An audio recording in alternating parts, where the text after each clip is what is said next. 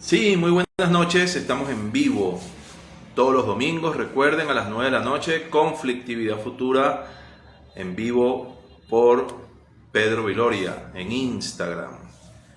Conflictividad Futura es un espacio donde tratamos de analizar una serie de eventos o una diversidad de eventos que ocurren en nuestro fascinante mundo y poder realizar un ejercicio de tratar de crear escenarios para poder nosotros sortear o tratar de sortear todas esas coyunturas. Así que bueno, todos los domingos 9 de la noche por Pedro Viloria en Instagram. Bueno, seguimos con el tema de este conflicto que se da en este Heartland, este corazón de la tierra. Y antes de entrar en materia, quisiera disertar un poco sobre lo que se está peleando ahí, sobre ese centro gravitatorio planetario o ese corazón o la teoría de ese corazón de la Tierra o la teoría del pivote de la Tierra. Un analista, un escritor de apellido Mackinder, inglés, es el primero que lanza esta teoría donde, bueno, siempre va a haber o va a existir una potencia terrestre y una potencia, estamos hablando del ámbito geopolítico y militar, una gran potencia marítima. La gran potencia marítima otrora eran los ingleses, era Inglaterra. Después ya de la Segunda Guerra Mundial, una nueva reconfiguración. Recuerden que las guerras sirven para resetear el planeta y mucha gente dice que este reset planetario, por lo menos en época moderna, se da más o menos cada 70 años, entre 70 y 80 años más o menos, y pareciera que nos toca reset. Pero esa potencia, sin duda alguna, la marítima, es Estados Unidos. ¿Okay? La separa tanto el Atlántico como el Pacífico de ese centro gravitatorio terrestre, que sería ese corazón que precisamente está en la Europa Oriental, donde está ahorita Ucrania. Según Mackinder, decía pues que aquel que logre o aquella nación que logre controlar ese Heartland, ese corazón de la Tierra, dominaría el mundo. Bueno, en el siglo XX, 1939, Adolf Hitler invade Polonia con su Blitzkrieg y bueno, para apoderarse precisamente de ese corazón, de ese pivote, porque se tiene muy clara la teoría. Trasladándonos a este conflicto nuevo, vemos pues que se está peleando ese mismo corazón de este planeta. Qué bueno que está ahí en esas fronteras de Ucrania. Es importante que la fuerza o la potencia terrestre, que sin duda alguna estamos hablando de la Federación de Rusia, tenga acceso al mar, ya que todos sus puertos están en la mayor parte del año, se encuentran congelados. Y entonces es por ello, bueno, que después del golpe de Estado en Ucrania del año 2014, el Euromaidán, se realice pues esta acción primaria de la toma de Crimea y ese gran puerto que es Sebastopol, para que la flota rusa, bueno, navegue y tenga salida al mar. ¿Okay? Es importante. De igual manera, ya para entrar en materia, de igual manera, recuerden que Rusia es un proveedor seguro, fiable de gas natural a Europa, y por Ucrania pasan importantes gasoductos para abastecer precisamente al viejo continente. Algunos pasan por otro lado, por otras fronteras fuera de Ucrania, pero los más importantes, a nuestro entender, pasan por Ucrania. Entonces, bueno, también se está batallando, se está peleando precisamente para poder controlar esa vía de suministro. De igual manera, y no menos importante, es la causa principal, es el tema del pacto militar, que es la OTAN, Tratado para el Atlántico Norte, que es, bueno, más allá del Atlántico Norte, esta organización se ha expandido considerablemente. Y bueno, ese espacio vital para Rusia ha sido violentado, ha sido violado, porque el hecho de que la OTAN esté ya en la frontera de Rusia, eso implica un tema inclusive de sobrevivencia para la nación eslava, ¿correcto? Entonces eso no se iba a permitir. Lo que pasa es que, bueno, ha habido una presión constante de la OTAN violando, y eso hay que estudiarlo, eso no lo van a conseguir en medios de comunicación convencional, violando tratados y pactos posteriores a la Segunda Guerra Mundial, donde, bueno, se prometió que no se iba a ir a la frontera de Rusia. Entonces, esto ha pasado, lamentablemente se ha caído en la guerra, lamentablemente el presidente de Rusia, Zelensky, a nuestro entender también ha sido totalmente utilizado, y tanto es así que, bueno, ha solicitado su ingreso de manera expresa, rápida, a la Unión Europea, a la OTAN, ha solicitado también de manera expresa y rápida tratar de tener una especie de escudo aéreo, una supremacía aérea para poder defender a Ucrania y Europa, más allá de solidarizarse con partidos de fútbol, más allá de sacar cartelitos frente a las embajadas de Rusia, no ha entrado en acción, porque ya esto, lo veníamos hablando en programas anteriores, ya esto estaba pactado. Recuerden que este es un mundo que se maneja a tres bandas: Estados Unidos, Rusia y China.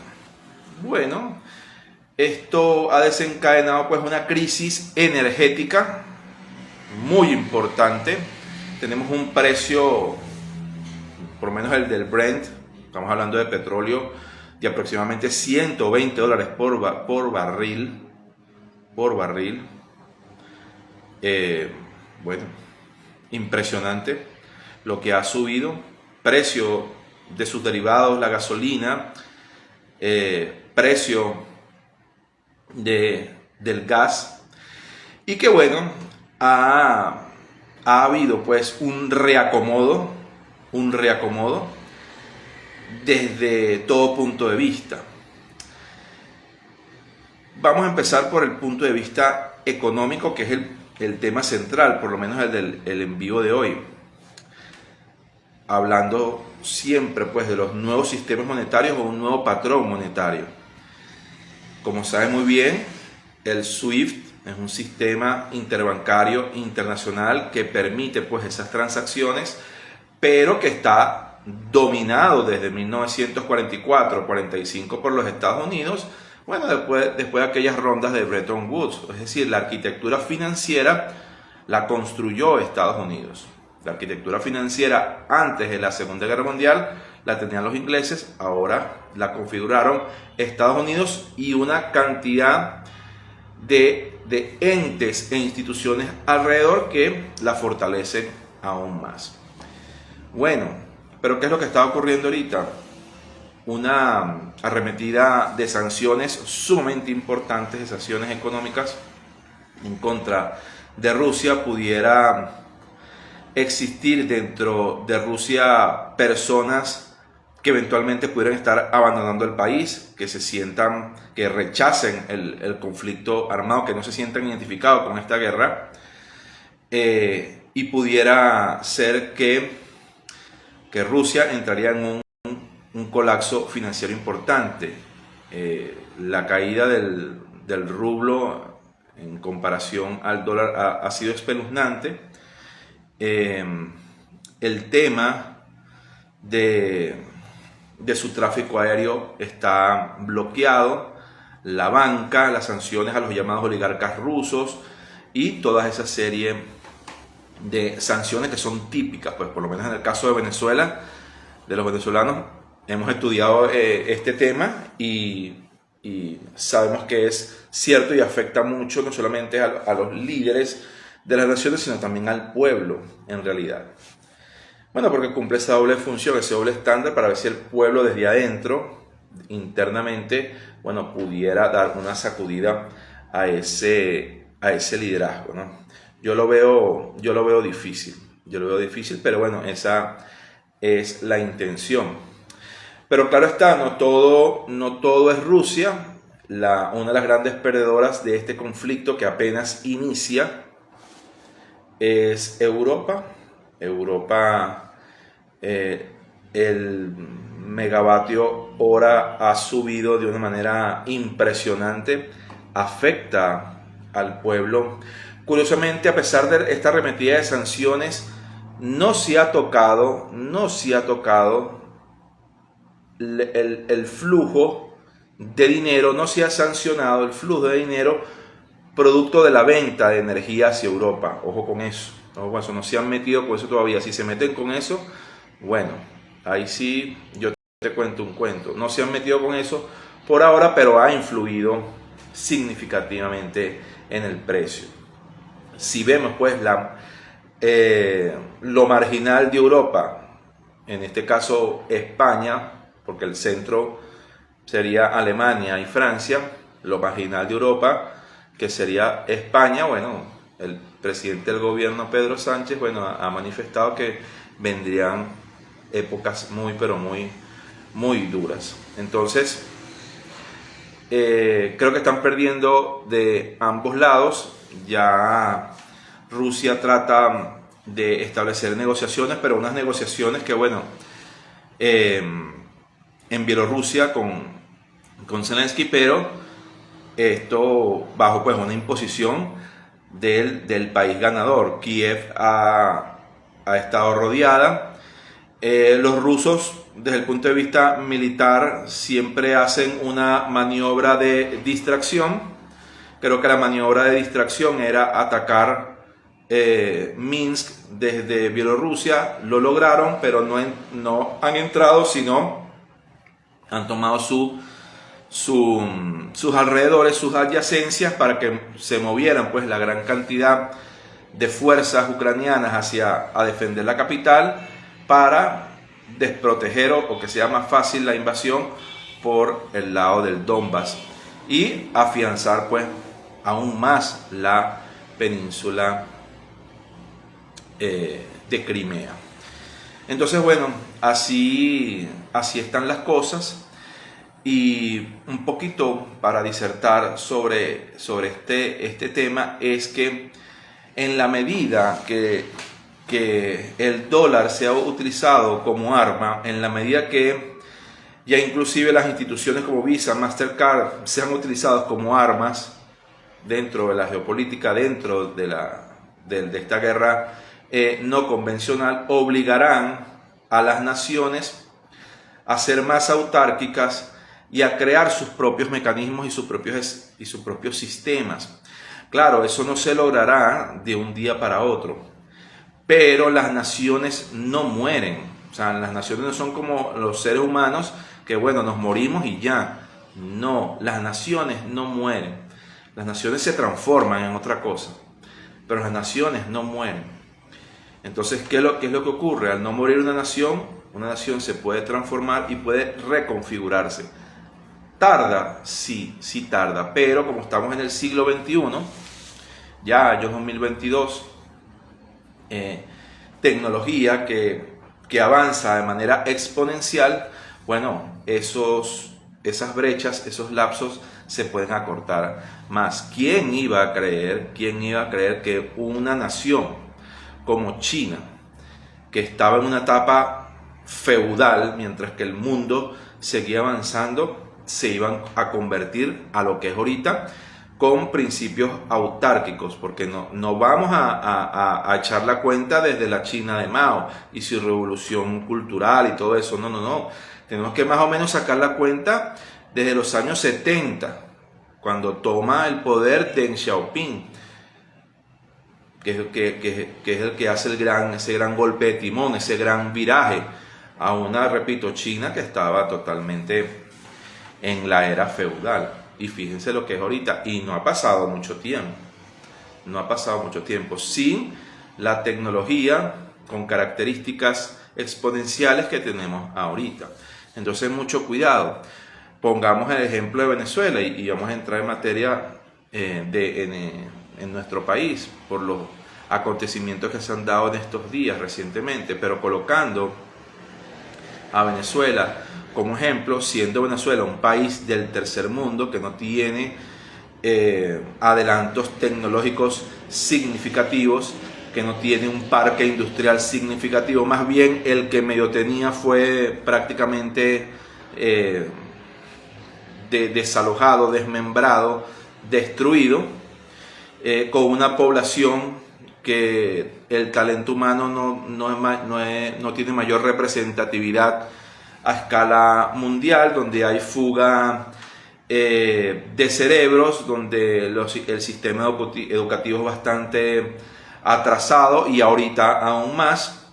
Fíjense, con todas esas características negativas, Venezuela no se ha muerto como nación.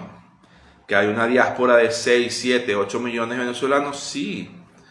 Que vivimos la peor inflación de la historia de la humanidad, que vivimos la peor crisis económica de la historia republicana de Venezuela, sí, pero aquí todavía sigue viviendo gente y aquí todavía hay una dinámica, correcto. O sea, aquí no caminamos zombies, aquí somos seres de carne y hueso que, bueno, estamos luchando por nuestra vida y que seguimos dando la batalla como las da muchas personas en este planeta. Entonces, fíjense cómo un país con estas características que les acabo de decir, bueno, sigue sobreviviendo a pesar de tener las mismas sanciones. Bueno, entonces se aplicará lo mismo por regla matemática, por regla de 3 con Rusia. Evidentemente que no, porque Rusia es una nación muy superior a la que pudiera ser una nación del tercer mundo como Venezuela. Sin embargo, vendrán pues años en los cuales Rusia tendrá que reconfigurar todo su estado. Las grandes interrogantes serán que si emulará la experiencia china. Las grandes interrogantes es que si aceptará un nuevo patrón monetario como pudiera ser el Bitcoin, aceptará el ecosistema de las criptomonedas para establecer pues de repente momentáneamente una defensa contra las sanciones como así lo ha hecho Venezuela. Tratará o propugnará la formación de sus ciudadanos en materia de activos virtuales, criptoactivos. O sea, eso es lo que va a venir.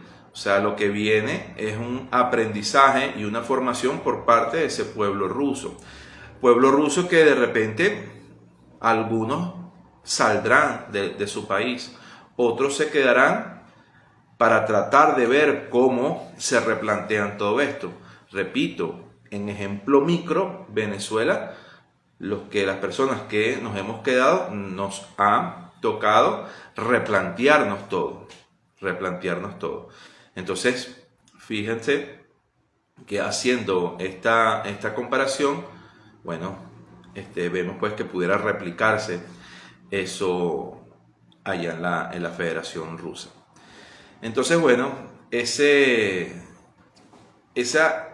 eventual sorteo de las sanciones, repito, no será de un día para otro, eso no es como un switch, pero mientras tú vas más empujando y acorralando a ese adversario va a tener que pensar y repensarse y reconfigurarse. Porque así le tocó a China, así le ha tocado a otras naciones y bueno, Rusia esta vez le ha tocado. El otro tema que bueno, lo hemos venido hablando desde el domingo pasado y el antepasado, hablando de todos estos temas de geopolítica que son muy interesantes, creo, y lo repetimos, que el error que ha cometido los Estados Unidos es que su papel histórico era que una vez ganada la Guerra Fría, una vez caído el telón de hierro, una vez caído el muro de Berlín, una vez caída la Unión Soviética, lo que ha debido es atraer a los rusos hacia Europa, bajo un proceso lento, ¿verdad? Lento, pero con una estrategia de largo plazo, pero lo que ha hecho es una estrategia de arrinconar a Rusia y la está lanzando hacia el Asia cuando debería estar con sus socios europeos, pero la ha lanzado al Asia y, como dicen por ahí, lo ha lanzado a Rusia a los brazos de China. Toda una gran alianza. Eso no es beneficioso para los Estados Unidos. Los Estados Unidos quizás en una estrategia de corto plazo, bueno, les sirve porque al eventualmente no tener un suministro de gas por parte de Rusia hacia Europa, de repente Estados Unidos entra en juego para la venta de su gas licuado. Europa, que sale muchísimo más caro. Repito, Europa es una de las grandes perdedoras de este conflicto que apenas inicia.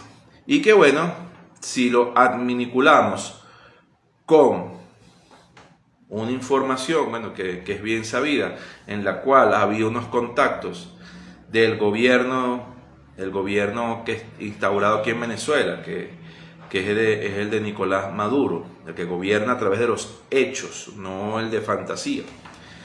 Ha tenido contactos con una representación de los Estados Unidos, a pesar de que Joe Biden haya firmado hace pocos días que extiende pues el decreto de que Venezuela es una amenaza inusual y extraordinaria para la seguridad interna de los Estados Unidos, pero al mismo tiempo sigue firmando excepciones relacionadas con algunas empresas norteamericanas que todavía están extrayendo petróleo acá, o que tienen actividad petrolera aquí en Venezuela. A pesar de todo eso, según las noticias, bueno, ha habido un acercamiento porque, por supuesto, a Estados Unidos le ha tocado sacar reservas estratégicas al mercado para ver si baja un poco el precio del petróleo. Y bueno, toda la vida Venezuela ha sido un surtidor confiable para la costa sur de Estados Unidos. De hecho, en esa costa sur de Estados Unidos construyeron refinerías especiales para el crudo que venía de Venezuela, porque el crudo de Venezuela es un crudo, como todos sabemos, que es pesado y que se refinaba precisamente allá en esa costa sur de Estados Unidos. Esas refinerías eran especialmente para Venezuela. Estados Unidos tampoco, ¿verdad? Siendo Venezuela su patio trasero, igualmente con todos los países latinoamericanos, tampoco cuidó su patio trasero, dejó que le creciera la grama, dejó que le creciera el monte, dejó que le crecieran los bichos y los animales, y entonces, bueno, no cuidó su patio trasero, ¿verdad? Porque estaba pendiente de, como empezamos a decir pues en el inicio de esta transmisión, estuvo muy pendiente de tratar de conquistar ese Heartland de Mackinder, ¿ok? Ese centro gravitatorio o ese pivot de el gran continente terrestre, siendo ellos pues la primera potencia marítima, ¿ok? Que según las reglas de Mackinder, bueno, nunca podrá ser el dueño del mundo, porque evidentemente para conquistar el mundo tienes que conquistar esa zona, esa área, y vaya Vaya que es difícil, pero mantiene el equilibrio y mantiene una hegemonía. Y si nos guiamos pues por el foro de Davos, Agenda 2030, que siempre se los digo que nosotros no estamos de acuerdo con la Agenda 2030, la rechazamos de todo plano, pero pareciera que el mundo se decanta por ahí y que bueno, en manos de Biden eso va como un tobogán, ¿verdad? Lo que es el progresismo y la agenda globalista. La Agenda 2030 te dice que para el año 2030 ya Estados Unidos dejará de ser la primera potencia mundial. Entonces, si ellos mismos, en el caso pues de la administración de Biden, están impulsando la agenda globalista, están impulsando el progresismo, es decir, están impulsando la Agenda 2030, es porque ellos no quieren ser ya la primera potencia del mundo, porque ellos están apoyando eso. Ahora, no sé por qué, no sé sinceramente por qué es esa estrategia. Bueno, hay un tema ahí ideológico, bueno, como siempre hemos dicho, han sustituido al hombre que está en el centro pues del universo, lo han quitado y lo han colocado la tecnología.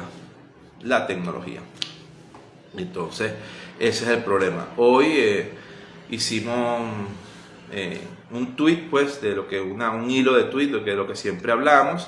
También lo colgué en mi perfil de LinkedIn, donde explicamos nuevamente esta nueva dialéctica mundial que siempre la repetimos acá porque la gente se confunde y la gente me pregunta. Hace unos días hablé con un almuerzo y me decía, Pedro, es que yo no entiendo el porqué. Y siempre me ponen el ejemplo, ¿por qué por qué Bolsonaro se reúne con Putin? ¿Ves? Porque eso lo explicamos ya. Eso lo explicamos. Pero bueno, si quieren revisen nuestras redes sociales y eso no nos cansaremos de repetirlo. O sea, el mundo ahorita está en choque. Las dos fuerzas que están en choque son las fuerzas llamadas del patriotismo, que generalmente son conservadoras, ¿verdad? Y que, bueno, defienden las tradiciones, defienden la historia, están en desacuerdo con la agenda globalista, están en desacuerdo con la ideología de género, son pro vida, descartan el aborto, no rechazan la agenda LGBT, son inclusive neoluditas, es decir, rechazan la tecnología, más que todo la tecnología de ahorita, rechazan la inteligencia artificial, rechazan los algoritmos, los algoritmos como instrumentos de control social, evidentemente del ser humano. Eso es lo que es el patriotismo y sus postulados son no dejarse manejar por estructuras e instituciones supranacionales o globalistas, como puede ser la Organización Mundial de la Salud, como puede ser la ONU, que para implementar todas esas directrices dentro de un país, bueno, obliga a que esos países estén insertos ahí. Bueno, también como puede ser el fulano cambio climático, una narrativa en la cual, bueno, los países, más que todo del tercer mundo o no alineados, como se le decía antes, bueno, le decretan ya ser miserables ya de por vida, porque si están con esta agenda pues del cambio climático y te dice que toda cosa va a ser verde y que no se van ya a extraer, ni utilizar, ni transformar el combustible fósil, entonces los países que tienen esos recursos, bueno, ¿dónde lo van a vender? Si en el primer mundo todo va a ser verde, todo va a ser eléctrico, todo va a ser no sé cómo carrizo se van a mover las cosas. Es una situación, a nuestro criterio, que estamos en contra de la agenda globalista y del progresismo totalmente absurda. Y te disfrazan a una niña, la Greta Thunberg que es un producto, porque nadie sabe dónde saca ella plata, ni quién la financia para que se tire esos viajes, se tire esas conferencias de esa niña. Evidentemente, a todas luces, es un producto y una maquinaria, ¿verdad?, detrás de ella para impulsar su narrativa. Bueno, esto ha condenado a Europa. Ese criterio político, ¿verdad?, del progresismo ha condenado a Europa porque, bueno, en vez de ellos tratar de reconfigurarse desde el punto de vista energético, ¿verdad?, y alinearse pues con todo eso para su propia subsistencia, han decidido comprar la letra y música de la niña Greta, lanzarse al progresismo de frente, y ahora mira lo que pasa, entra un conflicto en el Heartland. Y bueno, ¿qué es lo que ocurre? Si Rusia de repente eso escala más y ya Rusia deja de mandar, ¿verdad?, el gas a Europa, bueno, no sé lo que van a hacer. Ahí sí va a venir el gran apagón, pero por culpa de ellos, no por el cambio climático. Entonces ese es uno de los polos de confrontación. Y el otro polo de confrontación, evidentemente, es el mismo progresismo. Pues, ¿y qué apoya el progresismo? Bueno, la agenda globalista, LGBT, matrimonio homosexual, son pro-choice o son pro-aborto, son ateos. El patriotismo alineado con el conservadurismo rescata la religión, ¿verdad? Pero el progresismo no, el progresismo rechaza la religión, rechaza la existencia de Dios, rechaza las tradiciones, rechazan la historia, son adoradores de la tecnología, son adoradores y acólitos de grandes filántropos multimillonarios que los han colocado como unos homo deus, eso siempre lo decimos, ¿verdad? Unos dioses, hombres o hombres dioses, que a través de la tecnología, bueno, han diseminado su pensamiento a la sociedad y bueno, la masa aborregada los sigue a estos tipos que son multimillonarios y que tienen muchísimo más poder que los propios presidentes de las naciones o líderes de las naciones. Entonces, ese progresismo, ¿verdad?, es el otro polo de confrontación y ahorita eso es lo que choque. Entonces, por eso que le decíamos, creo que el live pasado o antepasado, ante la pregunta por qué Jair Bolsonaro se reúne con Putin, porque los dos están en contra de la agenda globalista, son conservadores de derecha. Putin no es comunista, sáquense eso de la cabeza. Putin no es comunista. De hecho, los comunistas en el parlamento ruso son oposición a Putin. Putin no es comunista. Esa dicotomía, ¿verdad?, de la Guerra Fría ya se acabó. La gente todavía, bueno, por ignorancia, porque lo imponen los medios de comunicación, bueno, porque lo ves en TikTok, en Twitter, no sé, de la gente que habla y opina, que un día son expertos en pandemias y otro día son expertos en guerra, ¿verdad? Entonces, bueno, reciben esa información y creen que todavía, bueno, Putin es una especie de Stalin con los bigotes, eso se acabó.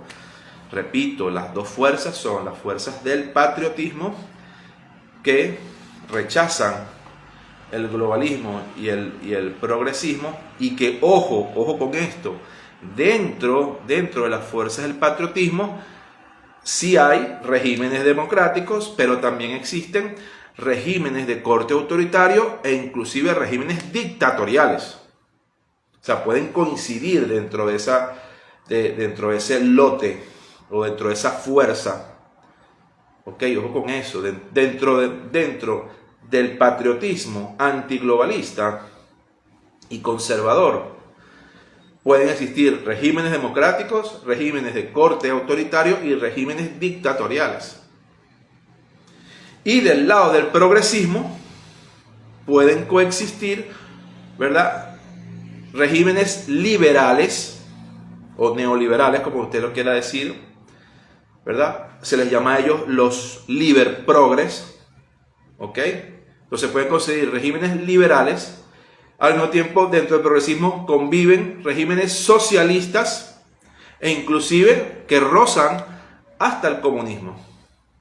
Entonces, fíjense cómo estos dos grandes toletes, ¿ok?, están bien constituidos. Lo que pasa es que, bueno, si uno no se pone a estudiar bien lo que está ocurriendo, no se da cuenta de ello. Por eso es que por lo menos Canadá pudiera tener un acercamiento, ¿verdad?, con otro tipo de país que esté alineado con el progresismo. No hay ningún problema. Y que sea de corte autoritario o antidemocrático. Pero si es progresista, bienvenido sea. O sea, sí, para no repetir, si apoyan todos los postulados del progresismo, ¿ok?, pueden ser aceptados sin ningún problema. Entonces esas son las dos fuerzas y eso hay que entenderlo para poder entender los conflictos que están sacudiendo el mundo ahorita y los que van a venir. Y los que van a venir tendrán esas características que les estoy explicando. Y ahí vamos a tratar de lo posible que esté en vivo, publicarlo en nuestro canal de YouTube. Colocan Pedro Viloria en YouTube y bueno, en una lista de reproducción que se llama Conflictividad Futura hay varios videos sobre esto y bueno, trataremos que vamos a hacer lo posible, esté colgado también en nuestro canal en YouTube. Entonces, hasta aquí hemos llegado en su programa Conflictividad Futura y también el enlace en nuestro canal de Telegram del mismo nombre, Conflictividad Futura. Ha sido un placer. Mi nombre es Pedro Viloria y ha sido un placer estar en contacto nuevamente como lo hacemos todos los domingos a las 9 de la noche con estas interesantes disertaciones. Saludos, hasta luego.